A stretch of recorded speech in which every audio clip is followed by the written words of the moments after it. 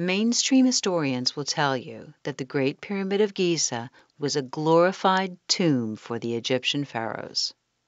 The only monument left of the original seven wonders of the world, this structure was created with impeccable mathematical precision and is a unique, mysterious feat of construction and of engineering. There's only one problem.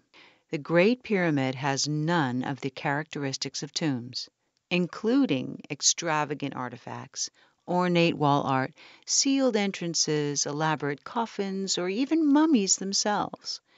It was, however, built with unique materials, the same materials that are used today for electrical conductivity. These facts are leading more and more historians to believe the pyramids may have had a far more useful purpose. The Pyramid of Giza was not at all a tomb, but a power plant, generating and transmitting electricity to the civilization surrounding it. Impossible?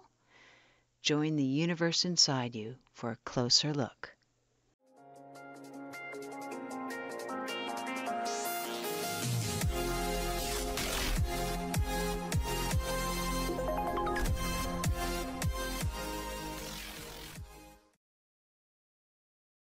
To start, it's important to comprehend the tremendous effort that went into creating these monuments. The pyramids of Giza are among no less than 118 of these structures in Egypt alone, and that doesn't even include those pyramids in other parts of the world. Given our current understanding of how early civilizations built their monuments, it would have taken no less than 20 years to build these so-called tombs, and that's if no less than 20,000 workers worked daily. To this day, historians still can't prove exactly how or when they were built. This leads us to ask, what resting place for the dead could possibly be so important that it would warrant such phenomenal effort, time, and precise engineering? Even without knowing that they have nothing in common with regular tombs, you only need to stand before them to realize that's a lot of work for a cadaver. Naturally, we make conclusions based on the assumption that ancient civilizations were more primitive than us. But what if intellectual evolution isn't always linear? Can advanced technology be lost and rediscovered centuries later? Is it possible that an ancient culture had knowledge of and used electrical power? To know for sure, let's look at another case where technology of power generation appears to have been used and then forgotten. We know Edison and Tesla brought electricity into common use moving into the 20th century. Yet, in Iraq in 1934, 3 artifacts were found together: a ceramic pot, a tube of copper, and a rod of iron which, when combined with a liquid acid, can be used to create chemical reactions that produce an electrical charge. Known as the Baghdad or Parthian battery, these materials date back 2,000 years. 10 years after their discovery, someone using grape juice with similar materials successfully generated a few volts of electricity. This process has since been demonstrated on the Discovery Channel's program Mythbusters, where lemon juice activated the electrochemical reaction between the copper and the iron, producing 4 volts of electricity. Nowadays, you can simply search online to find instructions on how to create your own battery using these chemical principles. But historians have long assumed that thousands of years ago there was no knowledge of this technology, that this archaeological find is mere coincidence, even though we've long marveled over artifacts with intricate gold plating, which requires electricity to be created. Quite simply, energy generation happens as a result of simple chemical properties and can be done by anyone with 4 basic materials. So, here are some important facts about the structure and the materials of the pyramid. For starters, it contains angled tunnels which lead not only into the pyramid but deep underground, to areas claimed still to be unexplored. What tomb needs a shaft directed into the earth? We also know that centuries ago, There were enormous swivel doors that weighed no less than 20 tons, but miraculously it was so well engineered it could be moved to enter with a push of a hand. Since no Egyptian tomb has ever been found to be deliberately accessible, what was their interest in continuing to visit the mummies, or could such a door have served the purpose of perhaps containing and insulating the space inside? Though you'd almost never know it, the Great Pyramids of Giza were once covered in white polished limestone, referred to as casing stones. The cuts made in this reflective stone were angled perfectly, so it would have a smooth, flat appearance. This would have made the giant structures brightly reflect the light of the sun like a mirror. It also would have made perfect insulation inside the structure. A large earthquake in 1303 disrupted the casing stones, and they were removed to use on other structures. Today, all that remains is the inner core of the pyramid. The image of the incredible amount of light that would have reflected from the monument raises curiosity, as does the reason for the insulation. Was there a desire to draw attention to their dead? To keep mummies warm or cool, or perhaps something else? Next, the material, dolomite, was used on the inner surfaces. Dolomite is known to increase electrical conductivity directly relative to the amount of pressure on it. High pressure creates more electrical current. Next, lining the passageways and underground tunnels of the pyramids is granite, which is slightly radioactive. Granite contains high amounts of quartz crystal with metal, and it's a well-known conductor of piezoelectricity. Piezoelectricity occurs as a result of stress or pressure on the quartz, as demonstrated by the wristwatches, which can be charged simply by rapidly shaking them.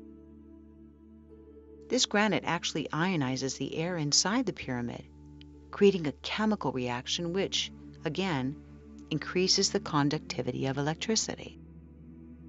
When such electrons are given the chance to bypass sections of rock via metal wire, quite large currents can flow. Another important material used to construct them is the mysterious mortar, 500,000 tons of it, which holds the giant stones in place. Though it's been analyzed many times, modern technology has yet to exactly recreate this gypsum, which comes from sediment. This gypsum can withstand tremendous pressure and, astoundingly, is even stronger than the stones themselves. Clearly, it's contributed to keeping the monument intact for thousands of years. But could there be another reason why they used a material which could withstand such high pressure? So, limestone, dolomite, granite, supposedly constructed for a tomb, are, in fact, analogous to the exact materials we use to make electrical wires. They also share a relationship with pressure, which increases their electroconductivity. Just northwest of the Great Pyramid is the Serapeum. Here there are 20 huge granite boxes, each weighing 100 tons. Classic Egyptologists say these are coffins. Yet, the granite here came from 500 miles away, and each box is so large and so heavy that there's no possible way it could fit through the existing tunnels and entrances. These supposed sarcophagi were therefore somehow built into the structure with such precision they are within a 10,000th of an inch of being perfectly flat. In the meantime, any electrical engineer will explain that a container serving as an energy capacitor, or battery, must be made entirely of the same substance, so there's no interruption in the magnetic field. Could these boxes be just that?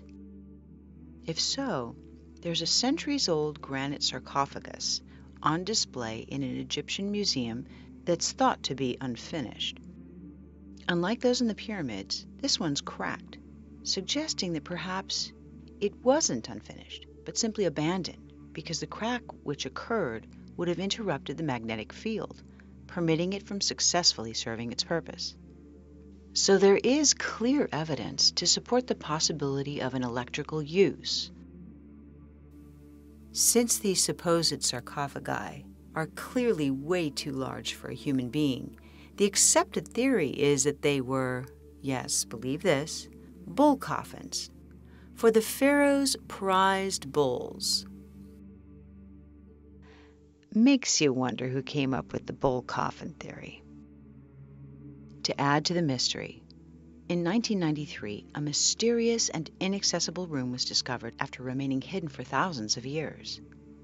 Appearing to have deliberately been concealed by the structure's engineers, the room came to be called the Queen's Chamber and was finally explored in 2011 with a small remote camera to reveal a long-lost mummy? Hardly. It contained carefully crafted copper wire, and more importantly, there were instructions painted as symbols onto the floor, which appeared to show a clear wiring diagram. Look at any battery, from those used in large power plants to the smallest pellet batteries in wristwatches, and you'll see that they require a metal, such as copper, to create the chemical reaction known as potential difference. You can run an electric current through copper wire, and the coil will produce a short-range magnetic field. Add a second coil, and the power is transferred from one coil to the other. A windowless room with copper wirings could create a higher potential on one wall, which transfers energy to the lower potential on the other wall, consequentially releasing electromagnetic energy into the confined space of the so-called Queen's Chamber. Sadly, these wires have since disappeared entirely, and mainstream Egyptologists claim there's no functionality whatsoever to this room, as they also claim there's no functionality of anything in this structure beyond the ways it serves as a tomb. Good place to note, however, that the foremost Egyptologist, Zahi Hawass, was indicted for theft of Egyptian antiquities.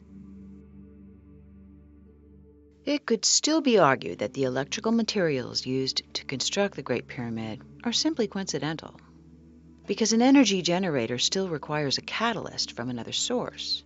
Perhaps then this explains why the pyramids are geographically located over a powerful natural generator, underground rivers and aquifers. Physioelectricity could be harnessed from the power of the current as the water flows, and it has been proven that thousands of years ago the Nile River passed directly by where the structures now stand. Of course, this brings in a debate about the age of the pyramids themselves, along with the weathering on the nearby Sphinx, indicating that the monuments are actually double the age they're currently assumed to be. Perhaps that would explain why there's no mention of the pyramids or their creation in any of the Egyptian writings. So if water was a source of power, it would have traveled up the limestone based on the principle of capillary action, which happens when a small area of a substance that gets wet absorbs into the entire area of that substance. So water flowing near or underneath the pyramid could have been absorbed as it passed over the limestone, even traveling upward to the top of the structure. The quartz in the tunnels of the pyramids would subject to the stress or vibration, creating piezoelectricity. The high force, speed of the rising water, and the pressure would be analogous to filling a syringe, generating electromagnetic energy within the structure by the materials within it, and conducting it upwards to the now missing capstone. But why? The geographical location of the pyramid may give us some clues. It is located exactly at a point which magnifies the electromagnetic forces on the planet, where telluric currents are at their strongest. There's an electromagnetic field at the bottom of the pyramid, which would rise to the upper layers with these chemical reactions. We don't know for sure what capped the pyramid, but there is speculation that it may have been gold, explaining, of course, why it's long since been missing. If it were gold, this could have created a conductive path for energy to be directed upwards, high into the ionosphere, If superconductive materials were used to create this monument for energy, then the potential for something even more amazing might have been possible. Wireless electricity. Sound far-fetched? One bold and extraordinary man swore this was possible, and he may have showed us how. We know of Nikola Tesla as the solitary genius responsible for the electric engine, radio, laser, radar, and for creating a tremendous competitive spirit in Thomas Edison. We know Tesla sought above all to serve mankind. In fact, despite his extraordinary contributions, he's scarcely known or credited for his genius. At the 1893 World's Fair, Tesla transmitted electricity naturally to a light bulb he held in his hands, and he created the Tesla coil, which is used more today for show than for the function it was intended to serve. Most importantly, we know that Tesla claimed adamantly that he had perfected the method of harnessing and transmitting free wireless energy using the electromagnetic nature of the planet. In a patent Tesla filed in September of 1897, he claimed that at 30,000 feet altitude, there's a stratum of rarefied air that would conduct electric currents at high voltages. In this proposed system was a transmitter which would transmit millions of volts into the atmosphere. Then he had something receive the electricity and reduce the voltage to a convenient potential to be used by consumers. In an experiment the last week of July in 1903, nearby residents claimed to have witnessed Tesla successfully conduct his experiment at the Wardensife Tower, while Tesla himself, sharing his new method of conductivity, said that it lit up the night sky as if it were a giant fluorescent tube. It's even been said that he successfully wirelessly transmitted pictures and sounds. Though all of his work has been mercilessly destroyed, this cannot be proven. Sadly, Tesla's technology was confiscated shortly after his death.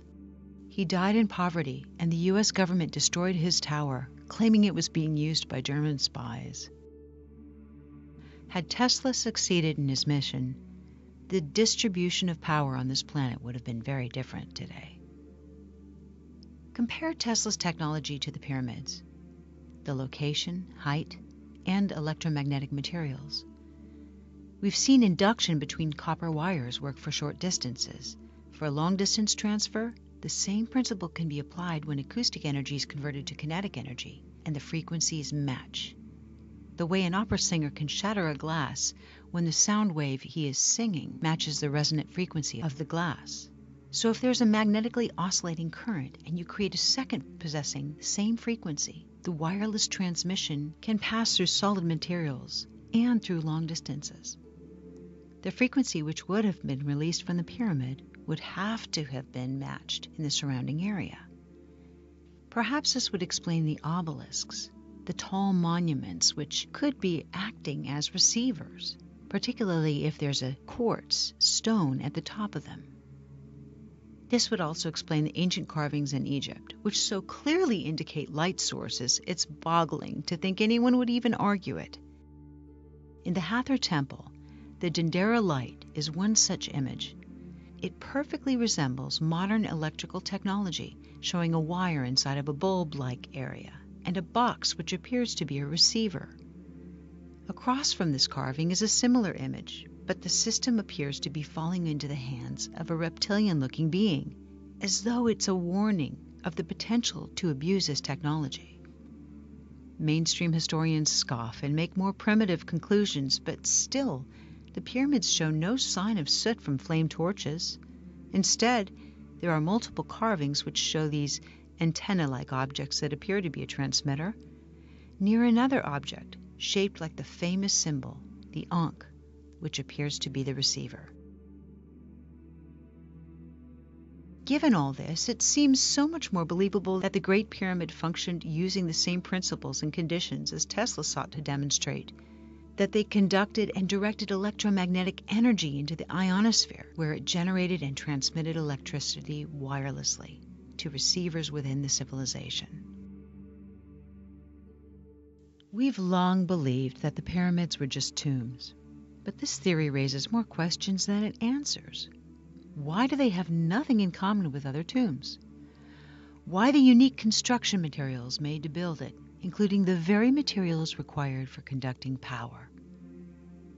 Why the oversized granite boxes proven to have never contained any mummies, or the ones that are clearly too large for humans? Why the alignment with the North Pole, the 20-ton swivel doors, intricate tunnels and chambers, shafts, and areas still yet to be discovered? Why is there no soot from fire torches anywhere inside the structure? And why do the tunnels protrude deep into the earth? These mysteries still elude our understanding, but more and more people are accepting the possibility that the Great Pyramid of Giza had a more important function than we understand.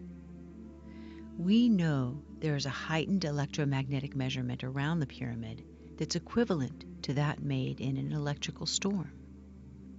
We also know that if you look at them from space, you can see that they're actually 8-sided, not 4-sided, and that there are strange heat spots observable only with special equipment.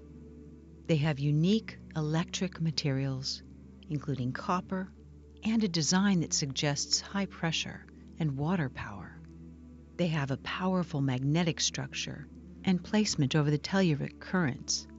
They're aligned with the stars, and the unique art of the area shows clear depictions of wired light sources. All these things suggest there's a lot more to this story than we've been told.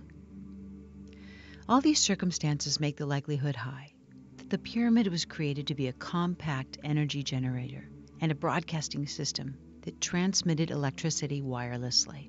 The implications for this understanding of electrical power by an ancient culture is huge. It would rewrite history as we know it.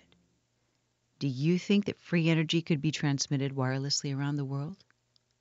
And whether or not you do believe that, do you think that if it really could do that, we would actually know about it?